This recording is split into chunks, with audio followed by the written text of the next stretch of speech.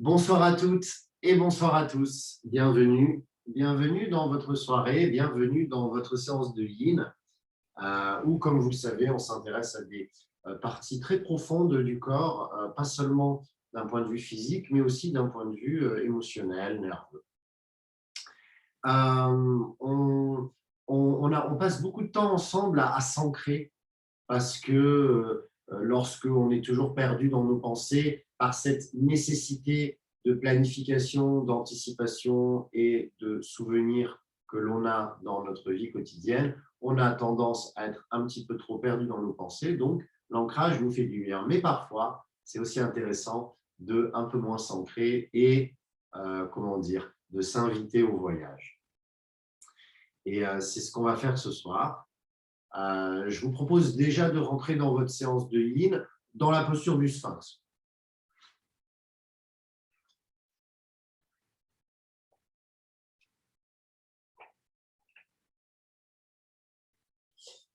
Donc, la posture du sphinx qui vous convient.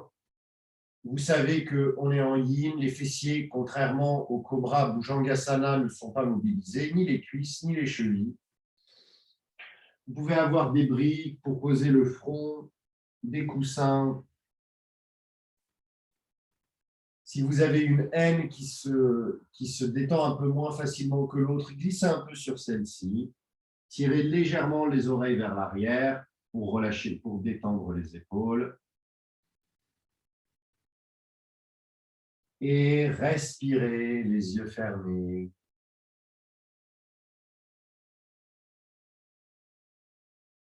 Faites la transition entre la journée où vous aviez des responsabilités, des devoirs, des tâches, des choses à faire selon certains critères, des choses à se souvenir ou à anticiper, des problèmes à résoudre. Et ce soir où vous n'avez rien de tout cela à faire, à part accueillir tout ce qui vient, vos sensations,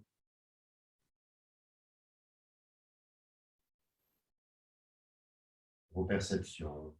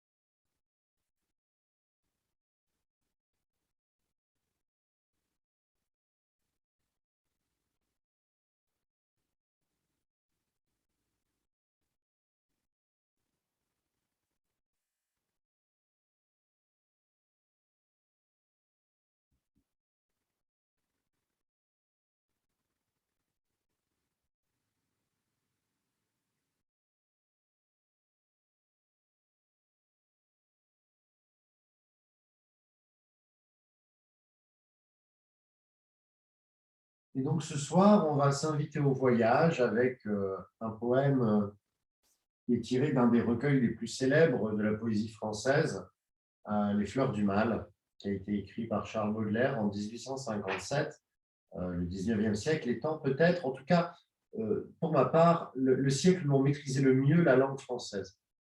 Hein, c'est peut-être l'apogée de notre langue, celle que j'aimerais voir revenir, celle aussi de la galanterie, de l'amour, peut-être celle qui a fait aussi la réputation du français, mais qui tout de même s'est un peu dégradée malheureusement avec le monde moderne. Mais véritablement, les romans, les poésies du 19e siècle, on a vraiment un français magnifique, jusque dans des correspondances épistolaires.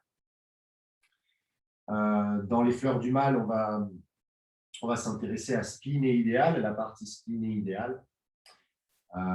Donc c'est un recueil, comme son titre l'indique, hein. On est dans les fleurs, donc quelque chose qui tire vers le haut, quelque chose qui est léger, quelque chose qui est beau, quelque chose qui est bien, mais ce sont les fleurs du mal. Donc les fleurs sont l'idéal, le mal et le spleen.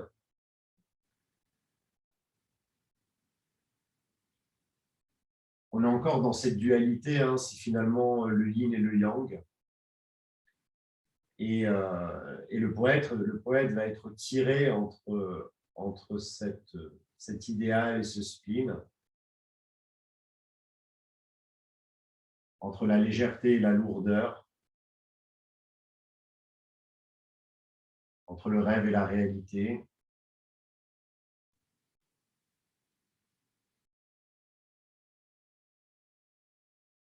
Et on va passer tranquillement dans la posture de l'enfant.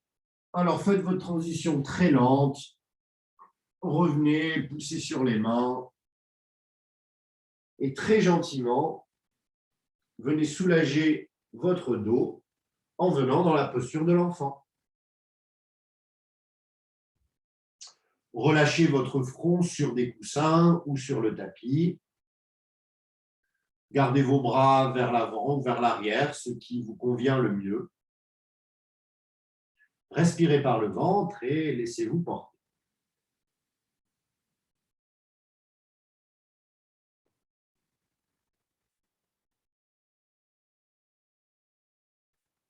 Le poème est intitulé « L'invitation au voyage ».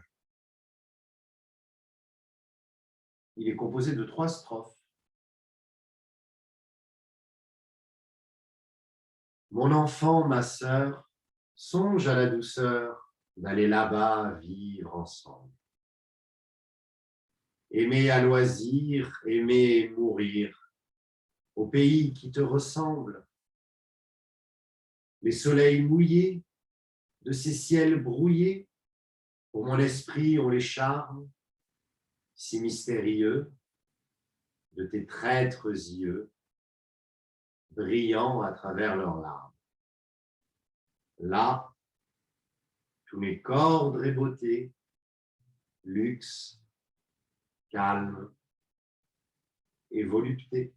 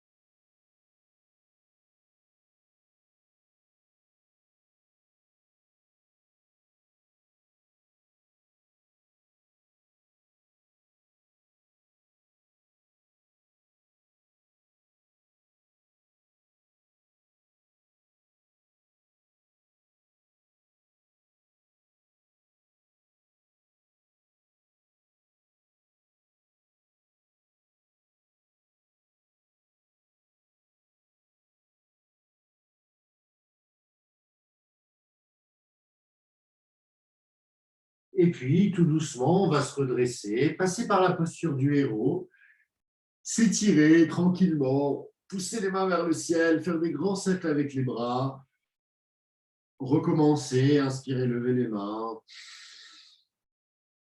expirer, pousser les bras, inspire,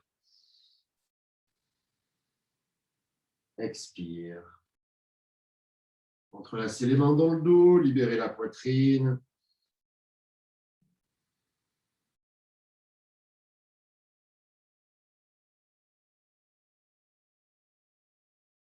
Et venir s'installer sur le sphinx de côté.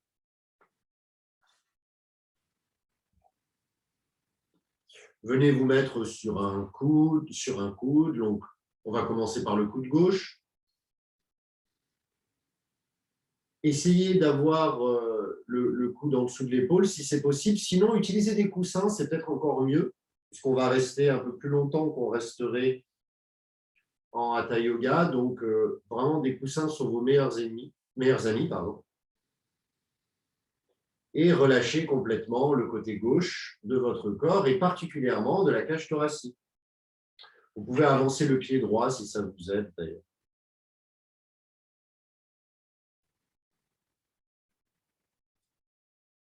Mon enfant, ma sœur, songe à la douceur d'aller là-bas vivre ensemble, aimer à loisir, aimer et mourir au pays qui te ressemble. Les soleils mouillés de ces ciels brouillés, pour mon esprit ont les charmes si mystérieux de tes traîtres yeux, brillants à travers leurs larmes. Là, tous mes cordes et beauté, luxe, calme et volupté.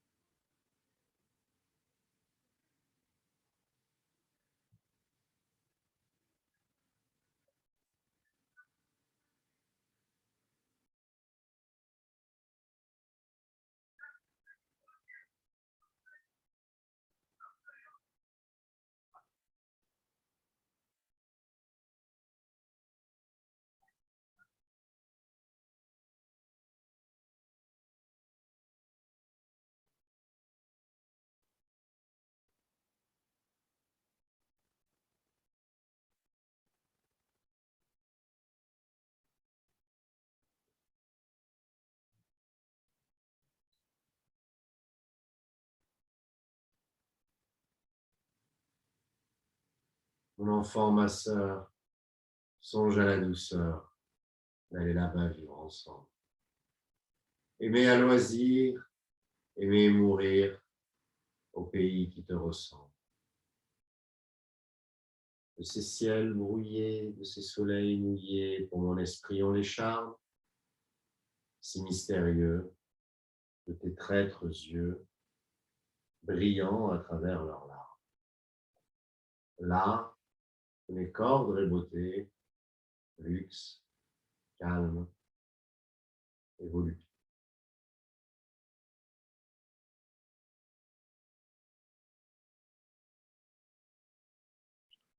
Tranquillement, passez dans le sphinx de l'autre côté, lentement.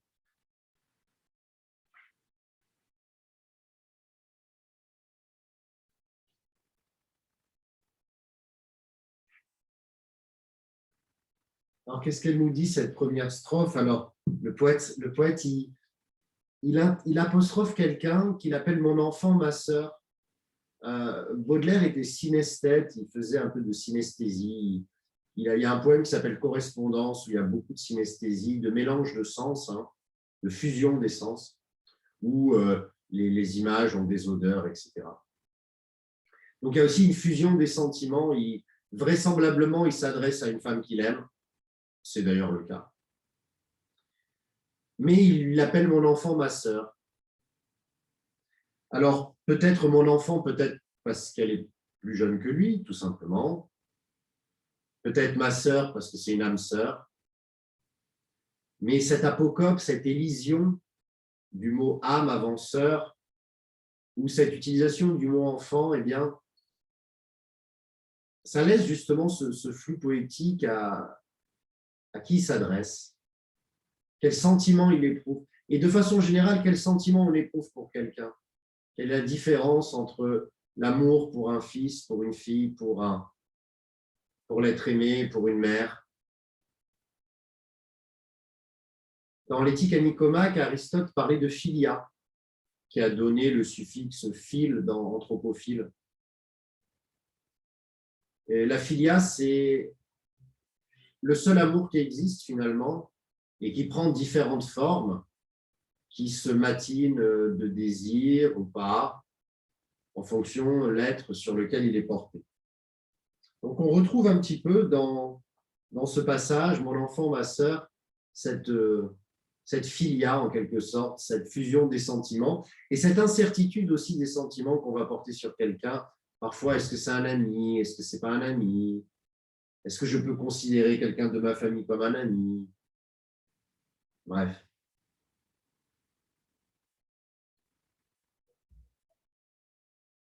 Alors, d'aller là-bas vivre ensemble, évidemment, c'est peut-être le fantasme hein, qu'on a tous à un moment donné développé, s'extraire de là où on est.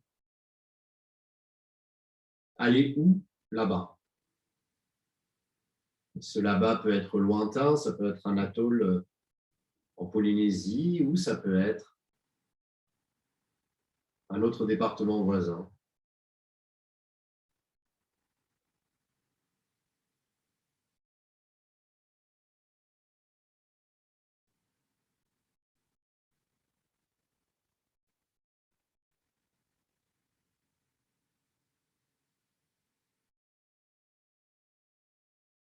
Tout doucement, sortez de la posture, lentement.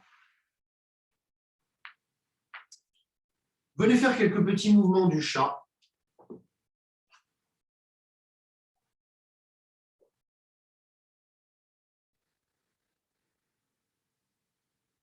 Et qu'est-ce qu'ils feront ensemble là-bas? Aimer à loisir. Aimer et mourir. Petit chien tête en bas.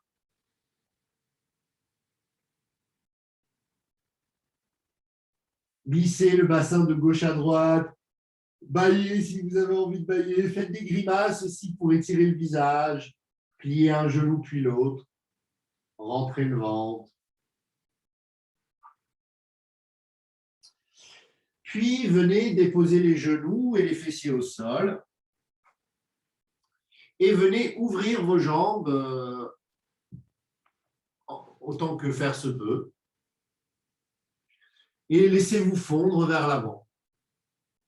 Prenez votre temps pour vous installer dans cette nouvelle posture.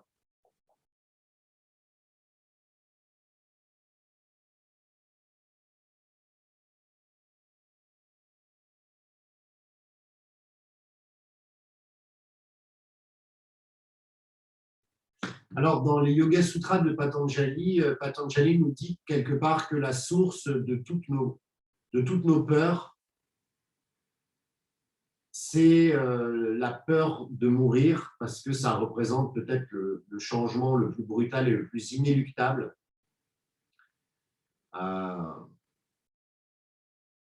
Et de cette peur de mourir, elle se transforme en peur des araignées, peur du vide, peur de l'école, peur des hôpitaux, peur des foules, peur des espaces clos. Et pourtant, il l'associe à aimer et mourir. Toujours ce spleen est idéal parce que finalement, c'est quand on s'intéresse à ces extrêmes, entre l'amour qui va être peut-être nos meilleurs souvenirs et la mort qui va être la fin de ces souvenirs, eh bien, c'est entre ces deux choses qu'il y a l'existence, en fait. Et peut-être que dire qu'on va aimer et mourir, eh bien, ça nous rassure sur le fait que mourir, ce ne sera pas si difficile que ça si on aime. Au pays qui te ressemble. Comment un pays peut ressembler, alors ici à une femme, mais en tout cas à un être? C'est intéressant ça. Comment un pays peut ressembler à quelqu'un? Un pays étant, bon, une succession de montagnes, de lacs, une côte. Comment un pays peut ressembler à une personne? Par sa couleur? Par ses odeurs?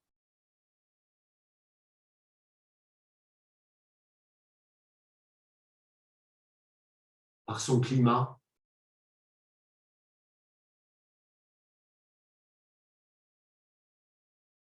Alors, il avait un petit peu en tête la Hollande quand il a écrit ce poème parce que la, la muse qui a inspiré ce poème était hollandaise, d'où les soleils mouillés et les ciels brouillés. Mais les soleils mouillés, c'est vague. Un soleil mouillé, c'est un soleil d'après-pluie. Ça peut être un soleil africain après la pluie du soir.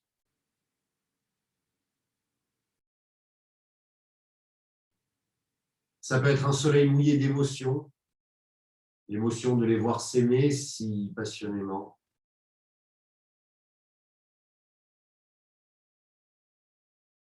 Pareil pour les ciels brouillés.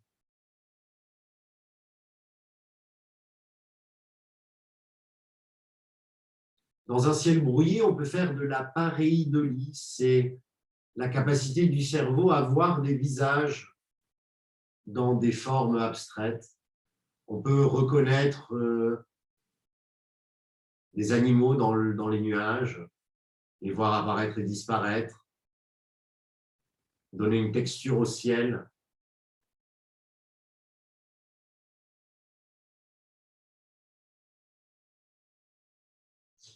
Et pour son esprit, ces ciels brouillés et ces soleils mouillés ont les charmes mystérieux de ces traîtres yeux. Pourquoi traîtres yeux?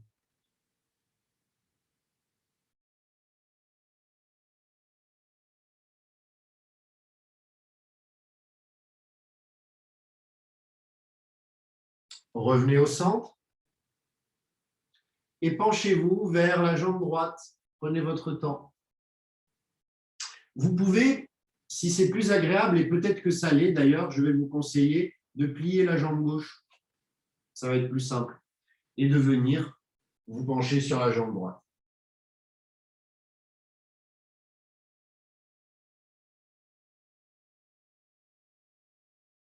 Pourquoi des traîtres yeux?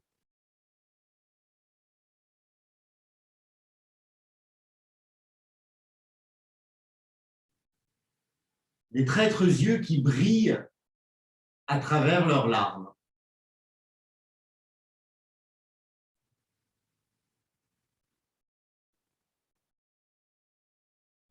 Pourquoi les yeux pleurent?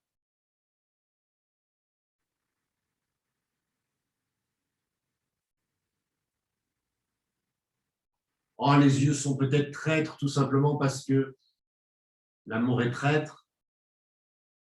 On aime et on est déçu. On aime et on est largué. Peut-être qu'on se méfie un peu quand on aime au début. Peut-être qu'on a peur que ça s'arrête.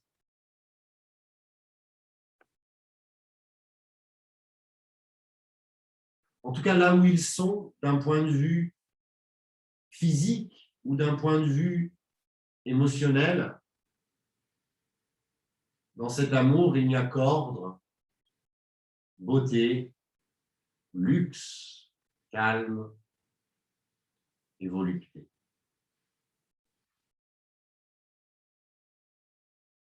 Respirez bien.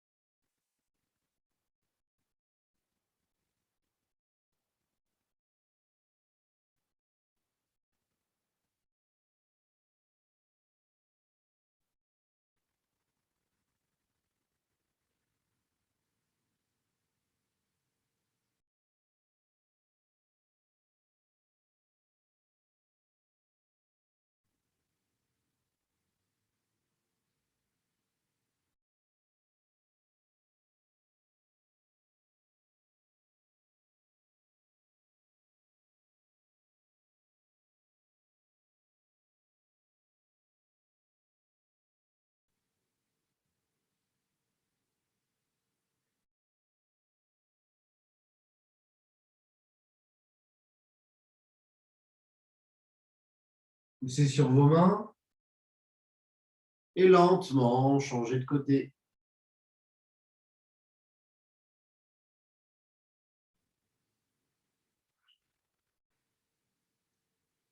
Venez vous mettre,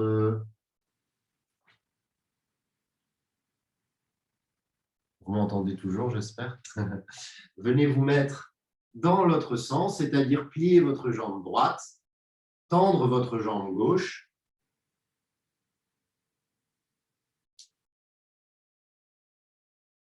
Vous m'entendez toujours? Oui? D'accord. Très bien. Eh bien, venez vous installer sur votre jambe gauche. Et on va continuer notre poème, on va continuer notre invitation au voyage avec la deuxième strophe. Des meubles luisants, polis par les ans, décoreraient notre chambre, les plus rares fleurs, mêlant leurs odeurs aux vagues senteurs de l'ambre. Les riches plafonds, les miroirs profonds, la splendeur orientale, tout y parlerait à l'âme en secret sa douce langue natale. Là, tout n'est qu'ordre et beauté, luxe, calme et volupté.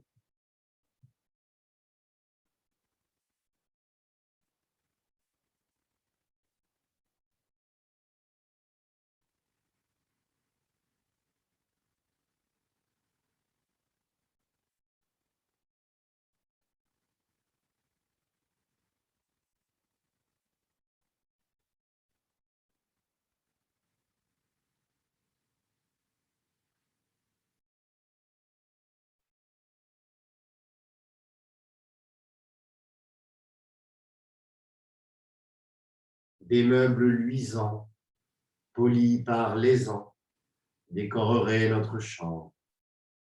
Les plus rares fleurs, mêlant leurs odeurs aux vagues senteurs de l'ambre. Les riches plafonds, les miroirs profonds, la splendeur orientale, tout y parlerait, à l'âme en secret, sa douce langue natale.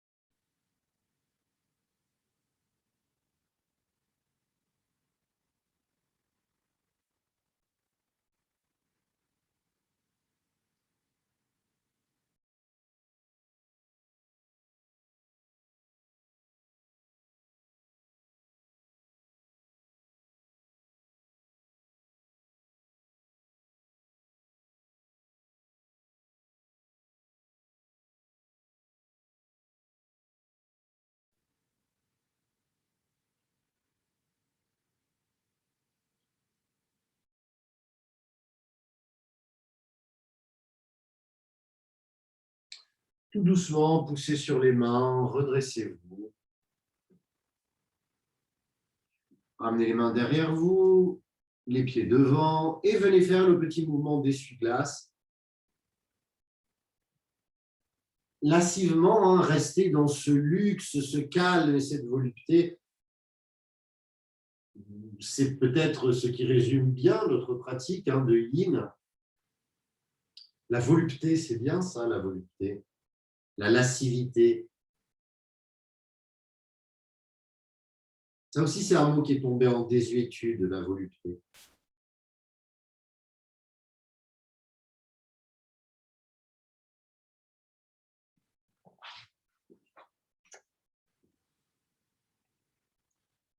Continuez vos mouvements d'essuie-glace, encore quelques-uns.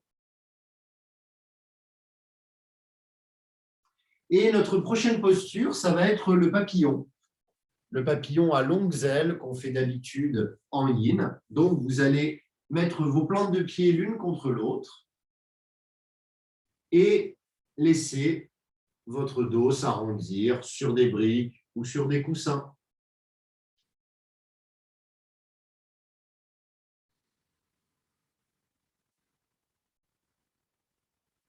Alors, qu'est-ce qu'il nous dit ce poème dans sa deuxième strophe? Le décor, alors, les meubles luisants ont été polis par les ans. Alors, c'est une phrase qui fait très écho, surtout chez moi particulièrement, parce que j'ai toujours aimé les objets anciens. J'ai jamais vraiment aimé le neuf, cette espèce de sensation que la chose sort de l'usine et ne peut que se dégrader, en fait. N'a pas d'histoire et ne peut que se dégrader. Surtout quand elle est produite industriellement, où on a l'impression véritablement qu'il n'y a plus d'âme, en fait, il n'y a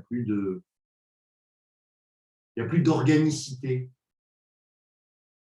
Et ces meubles polis par les ans,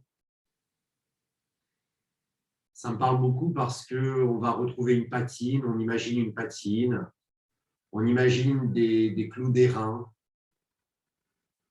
on imagine des vieilles marqueteries.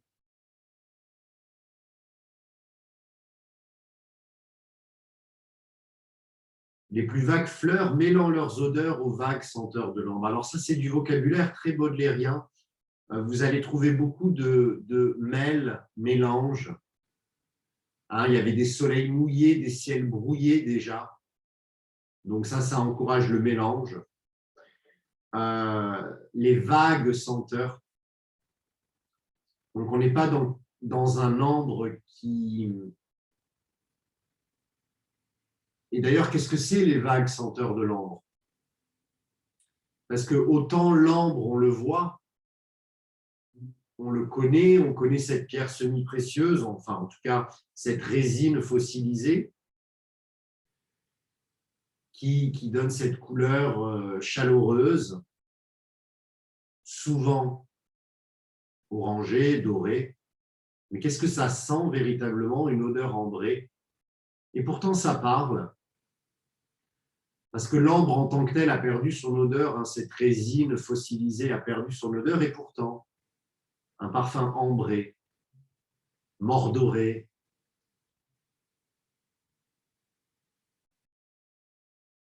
ça peut parler au lecteur. La poésie étant volontairement vague, comme vous le savez, pour nous laisser la place à nous d'y mettre notre histoire. Dans notre histoire, qui a été notre amour exotique? Qui a été l'amour de jeunesse ou plus tard, celui ou celle qui venait d'ailleurs, d'un autre département, d'un autre pays, d'un autre continent, qui nous a invités au voyage,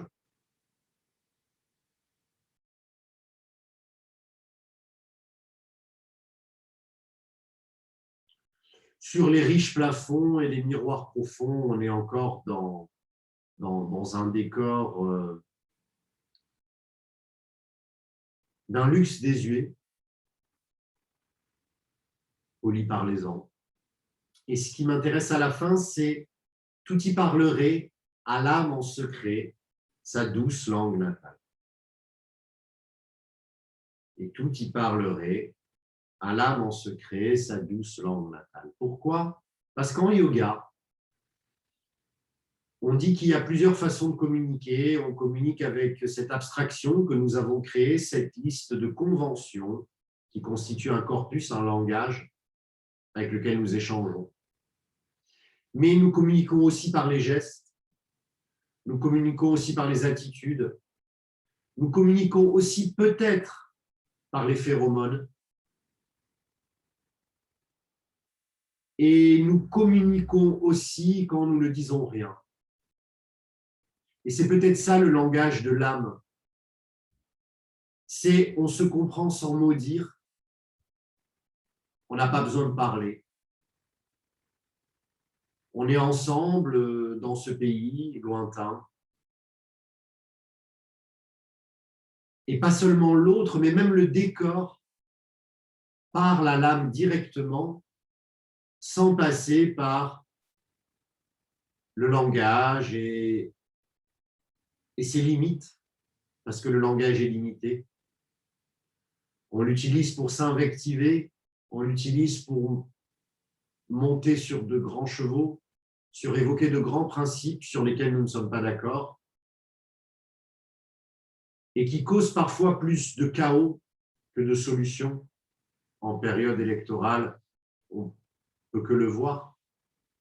Mais là, dans le poème de Baudelaire, tout y parlerait, le langage secret de l'âme. Donc faisons un peu confiance aux informations qui passent par-delà le langage.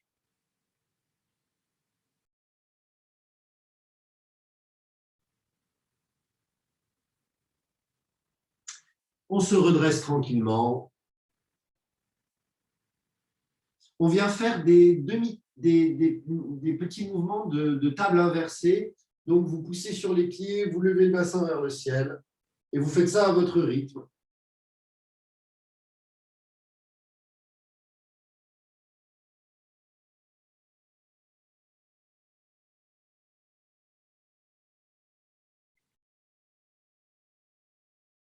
Restez un peu en haut si vous pouvez. Et redescendez, faire des mouvements d'essuie-glace.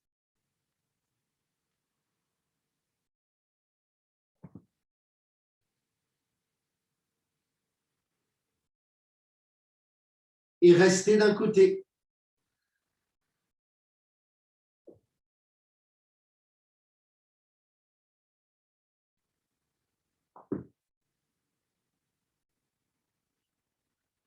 Voix sur ces canaux, dormir ces vaisseaux dont l'humeur est vagabonde.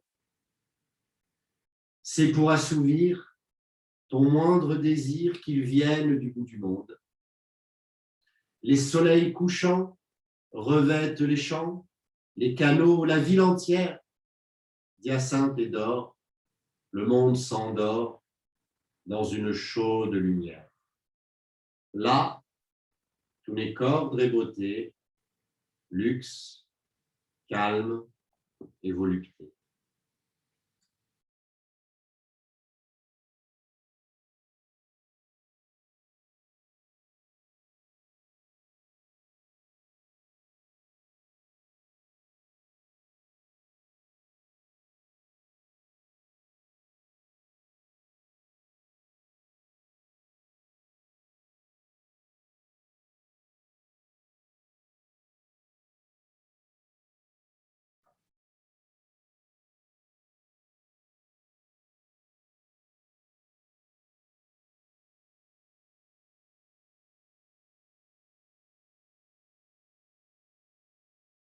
Restez de l'autre côté maintenant.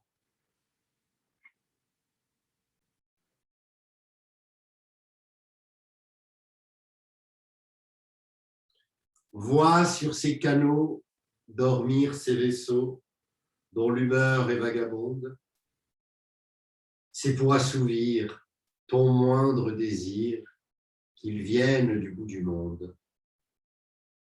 Les soleils couchants revêtent les champs, les canaux, la ville entière d'hyacinthe et d'or. Le monde s'endort dans une chaude lumière. Là, tous les cordes et beauté, luxe, calme et volupté.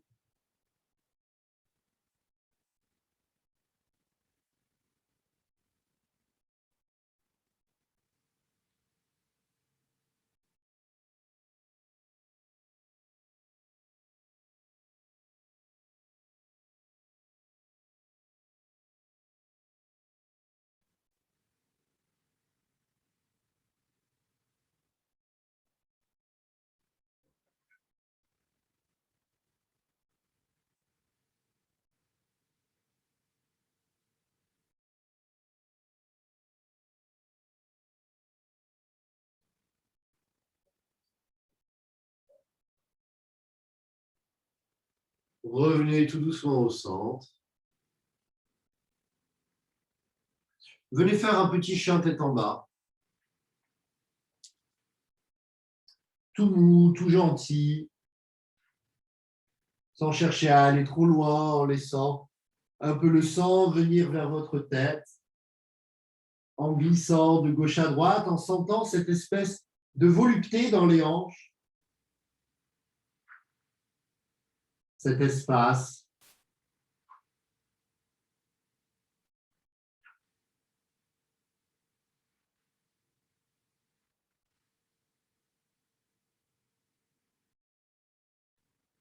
On va passer dans la posture du pigeon. Donc, en yin, ça s'appelle la posture, c'est plus élégant, on appelle ça la posture du cygne endormi. Donc, c'est mieux que le pigeon. Hein, tout de suite, le cygne, c'est plus classe. Voilà. Donc, mettez-vous dans la posture du cygne. Alors, ne soyez pas étonnés hein, que vous n'y allez pas facilement hein, avec le travail qu'on a fait sur les hanches. Prenez votre temps pour vous installer dans la posture. Et patiemment, au rythme de la respiration, utilisez tous les coussins qu'il faut pour être le plus confortable possible. On va rester hein, plus longtemps que normalement, plus longtemps qu'en hatha. Donc, mettez plus de coussins.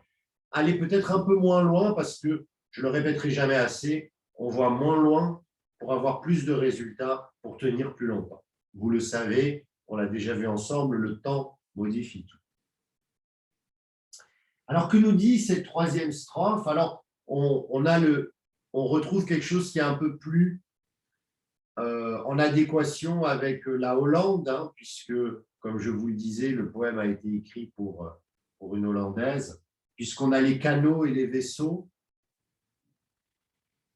Alors, l'humeur des canaux et vaisseaux est vagabonde, oui, parce que c'est l'invitation au voyage, c'est ce qu'on a dans tous les ports, qu'ils soient des ports maritimes ou même des ports fluviaux parfois. Il y a toujours ce parfum de voyage, ces voiliers qui viennent dans ses joues, ces dockers qui viennent dans ses joues. Et dans le passage, c'est pour assouvir ton moindre désir qu'ils viennent du bout du monde.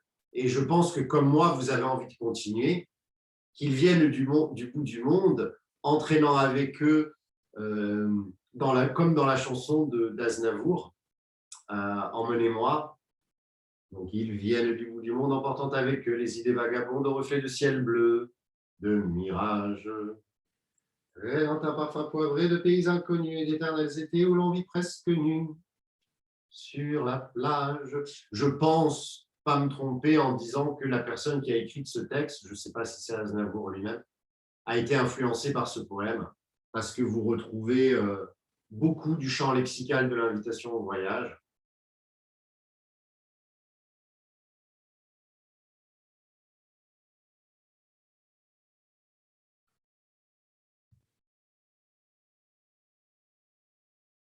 Respirez bien par le ventre, laissez votre hanche droite s'ouvrir, massez-la de l'intérieur et surprenez-vous peut-être à rêver d'ailleurs.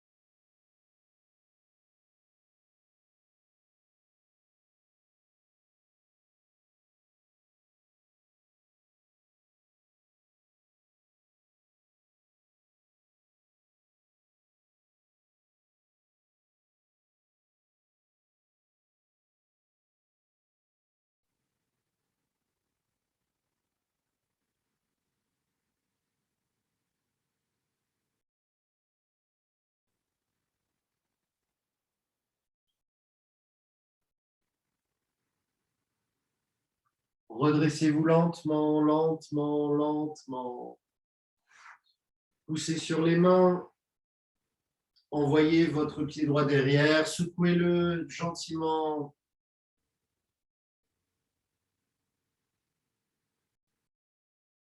Refaites un petit chien tête en bas.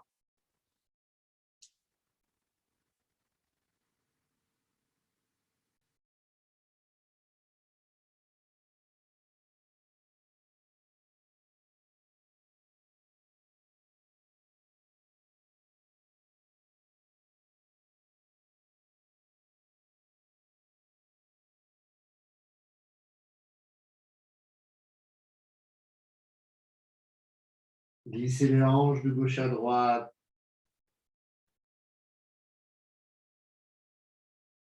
Et venez poser les genoux au sol et faire le pigeon sur la jambe gauche normalement. Prenez votre temps pour l'installer.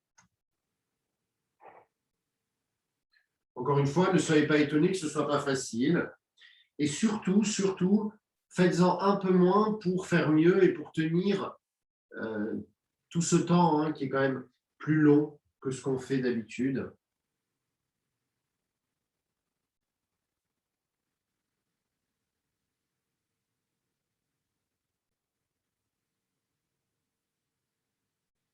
On retrouve encore cette couleur mordorée, cette couleur d'ambre avec le soleil couchant. Les champs qu'on imagine très facilement comme étant eux aussi jaunes. On pense aux champs peut-être du renard et du petit prince, quand il lui dit qu'il a les cheveux comme les champs de blé et qu'à chaque fois qu'il verra un champ de blé, il pensera à lui. Et bien là, on a facilement cette image d'un champ doré, éclairé lui-même par une lumière dorée.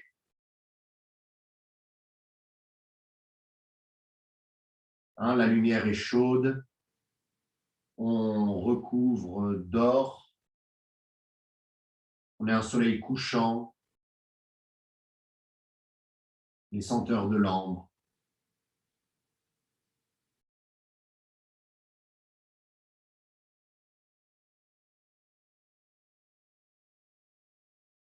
On relit l'intégralité du poème pendant qu'on se laisse infuser en pigeon. Mon enfant, ma sœur, songe à la douceur d'aller là-bas vivre ensemble. Aimer à loisir, aimer mourir au pays qui te ressemble.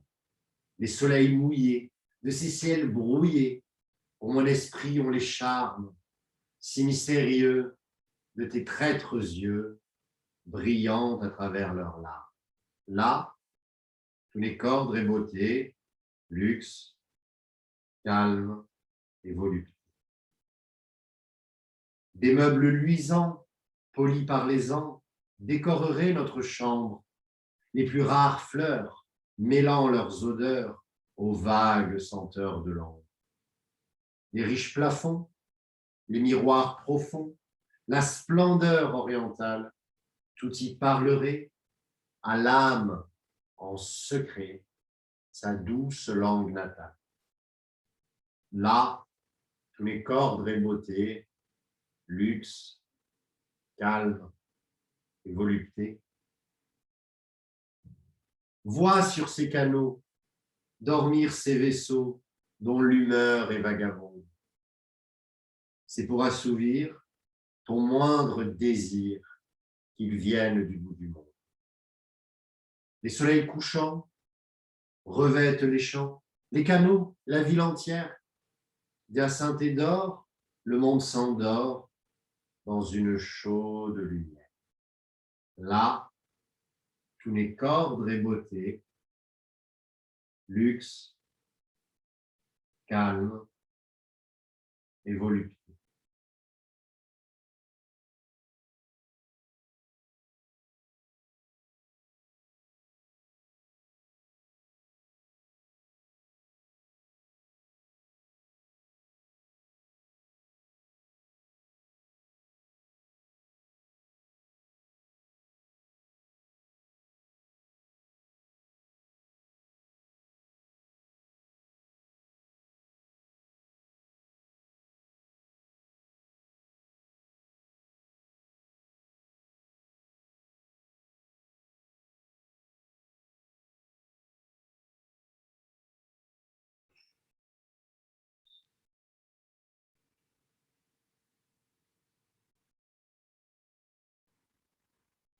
Et tout doucement, on se redresse et on vient secouer la jambe gauche derrière.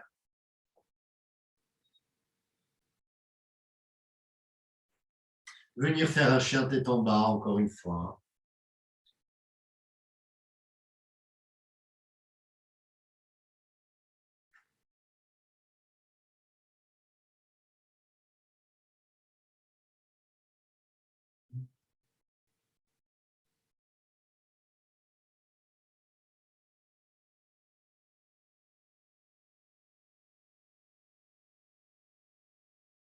Et on vient poser ses genoux au sol.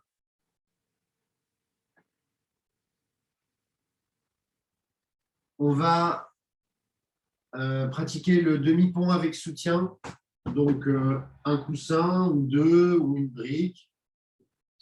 Vous installez le bas de votre dos, en gros les lombaires, et vous laissez votre corps s'ouvrir. Vous pouvez garder les jambes pliées si c'est plus facile, ou avoir les jambes tendues.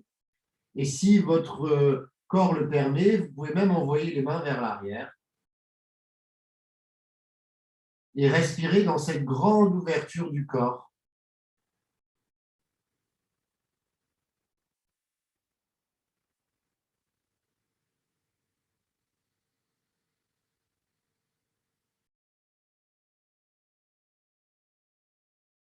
Alors, ce n'est pas tout à fait la même poésie que la poésie de Verlaine, qui était peut-être plus condensée. Vous voyez, les sanglots longs des violons de l'automne blessent mon cœur d'une langueur monotone. C'est très peu de mots, c'est très bien choisi, ça rime beaucoup, et ça évoque moins de choses directement. Cette poésie qu'on vient d'écouter, si vous avez remarqué, elle est très musicale, c'est presque une chanson, elle a d'ailleurs été mise en musique, alors à ma connaissance par Léo Ferré, mais dans un album d'ailleurs qui est dédié aux Fleurs du Mal, mais probablement par d'autres, notamment avec la reprise du refrain Lux calme et volupté. Même les Inconnus ont fait une parodie en utilisant ça, dans un morceau qui s'appelle Douceur de vivre, douceur avec deux S, où ils parodient un groupe de hard rock. C'est assez drôle, vous connaissez peut-être le sketch. Et pourtant, elle s'intéresse vraiment à cet ailleurs que je pense on a tous expérimenté. On a eu sûrement la chance dans nos vies de voyager. Peut-être que ce sera plus difficile dans le futur de voyager. Peut-être qu'on a rêvé de voyage quand on était enfant. Peut-être qu'on rêve toujours de voyage maintenant. Et parfois, c'est cette possibilité d'un ailleurs qui nous permet en fait de rester dans parfois une situation qui ne nous convient pas complètement.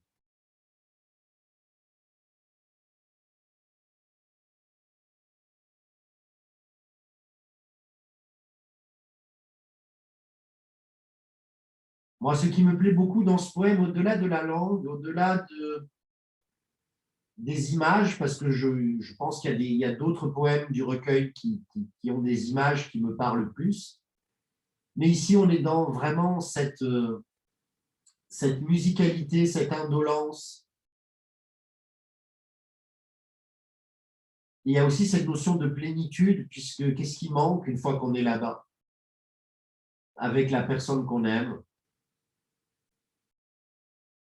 inondée de lumière ambrée, dans une pièce aux meubles anciens, au miroir profond,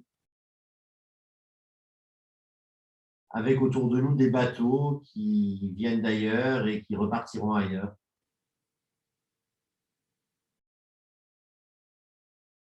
Et nous, on est gentiment perdus dans cette incertitude, où tout est brouillé, même le ciel. On ne sait pas vraiment où on est.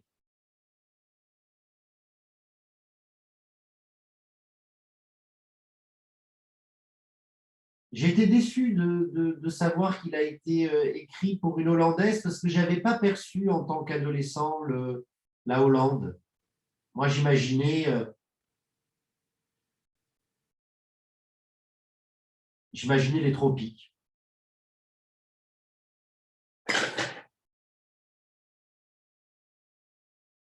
Comme quoi, parfois, c'est bien de ne pas savoir ce qui a motivé l'auteur. C'est bien de mettre notre propre vécu dans une œuvre.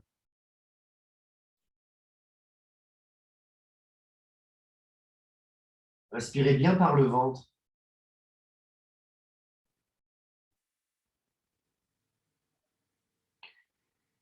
Et on va sortir de la posture en venant ramener les pieds près des coussins, pousser sur les pieds, enlever les coussins. Allez-y prudemment, prudemment, prudemment. Laissez les vertèbres se reposer. Ramenez les genoux vers vous, faites un petit test. Ramenez d'abord les genoux vers vous tout en les serrant l'un contre l'autre. Et voyez ce qui se passe. Vous constaterez que ça ouvre votre bassin à l'arrière et ça ferme vos hanches, donc ça étire l'extérieur des hanches. Maintenant, écartez les genoux, pieds en contact et pressez les genoux écartés. Et voyez ce qui vous fait plus de bien. Moi, vous me verrez très souvent garder les genoux serrés parce que c'est ça qui me fait du bien, mais vous avez le loisir, non pas d'aimer et mourir, mais de choisir entre ramener vos genoux écartés ou serrés près de votre ventre. Et puis, venez faire un bébé heureux. Attrapez vos pieds ou vos mollets dans vos mains et bougez gentiment ou restez immobile comme vous préférez, ce qui vient, ce qui est naturel pour vous ce soir.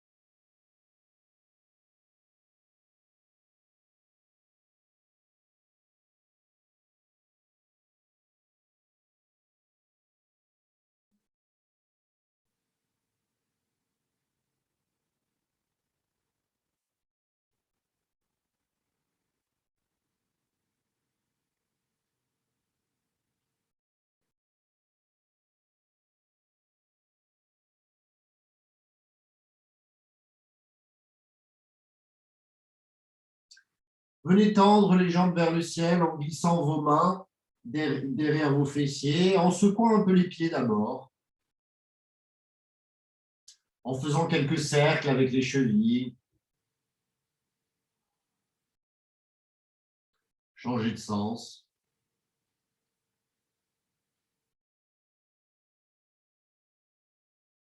Pointez, fléchissez les pieds. Et restez les jambes tendues.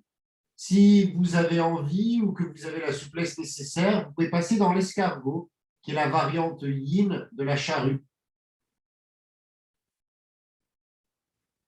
Sinon, ne faites pas ça, restez les jambes à 90 degrés.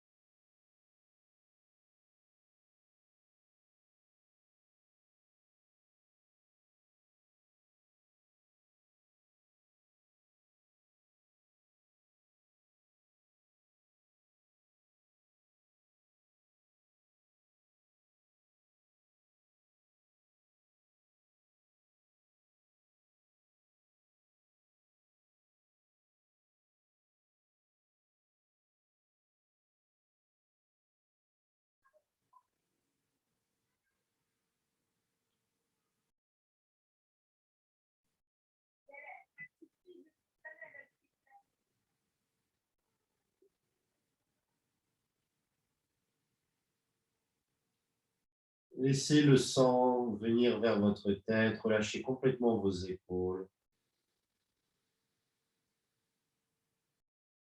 Restez le plus calme possible.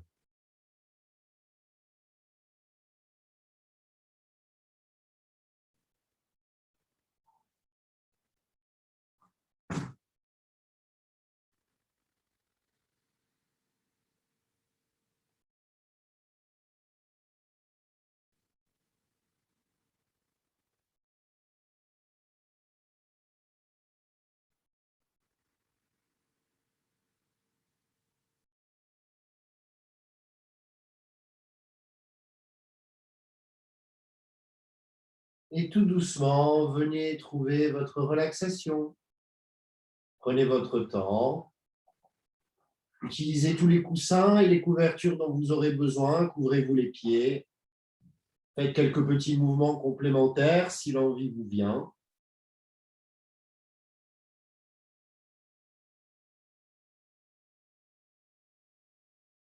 Et allongez-vous tranquillement sur le dos, bien couverte.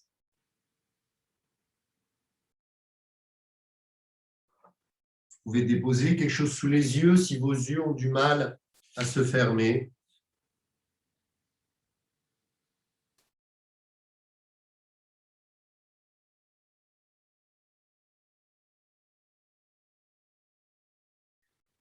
Et si vous le voulez bien, on relit une dernière fois le poème avant de laisser place au silence. Mon enfant, ma sœur, songe à la douceur d'aller là-bas vivre ensemble, aimer à loisir, aimer mourir, au pays qui te ressemble. Les soleils mouillés de ces ciels brouillés, pour mon esprit ont les charmes si mystérieux de tes traîtres yeux, brillants à travers leurs larmes. Là, tout n'est qu'ordre et beauté, luxe, calme et volupté. Des meubles luisants, polis par les ans, décoreraient notre chambre. Les plus rares fleurs mêlant leurs odeurs aux vagues senteurs de l'ambre, les riches plafonds, les miroirs profonds, la splendeur orientale. Tout y parlerait à l'âme en secret, sa douce langue natale. Là, tout n'est qu'ordre et beauté, luxe, calme et volupté. Et vois sur ces canaux dormir ces vaisseaux dont l'humeur est vagabonde. C'est pour assouvir ton moindre désir qu'ils viennent du bout du monde. Les soleils couchants revêtent les champs, les canaux, la ville entière d'hyacinthe et d'or. Le monde s'endort dans une chaude lumière. Là, tout n'est qu'ordre et beauté, luxe, calme et volupté.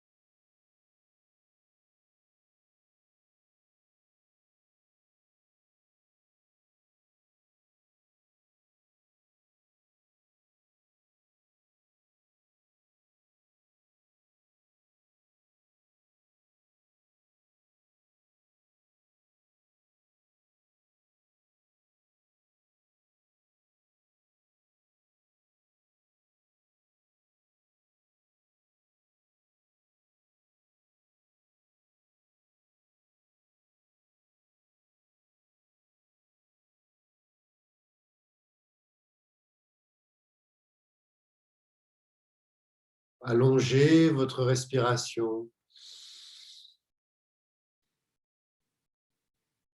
Regardez ce qui se passe quand vous respirez dans un corps complètement relaxé, que seuls les muscles nécessaires à la respiration se mettent en branle alors que le reste du corps est toujours dans ce luxe, ce calme et cette volupté.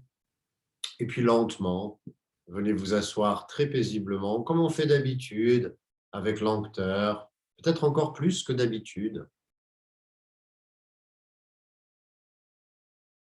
Pour qu'un mouvement devienne naturel, pour qu'une attitude devienne naturelle, il faut la singer pendant quelque temps. Et après, elle devient naturelle. Donc, quand vous êtes particulièrement en yoga, soyez particulièrement calme, trop calme pour, pour travailler, hein, trop calme pour interagir avec d'autres.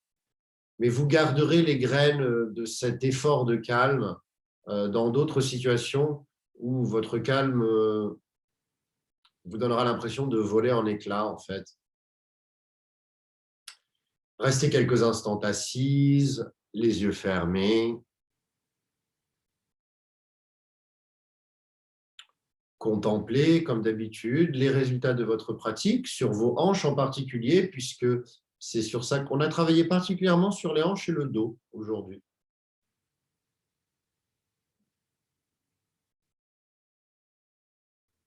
Donc, ce travail en particulier devrait vous permettre de rester assise un peu plus confortablement ce soir.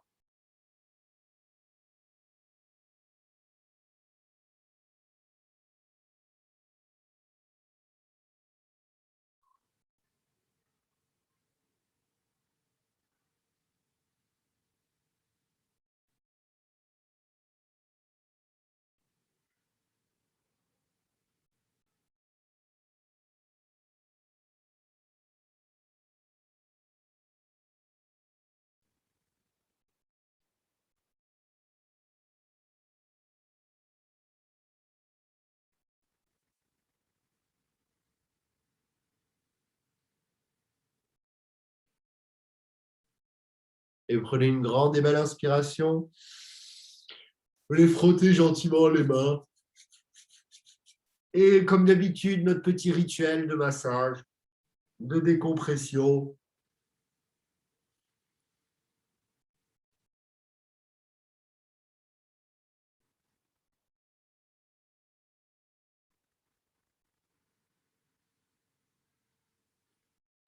Bravo, merci et à bientôt pour de nouvelles aventures. Namasté.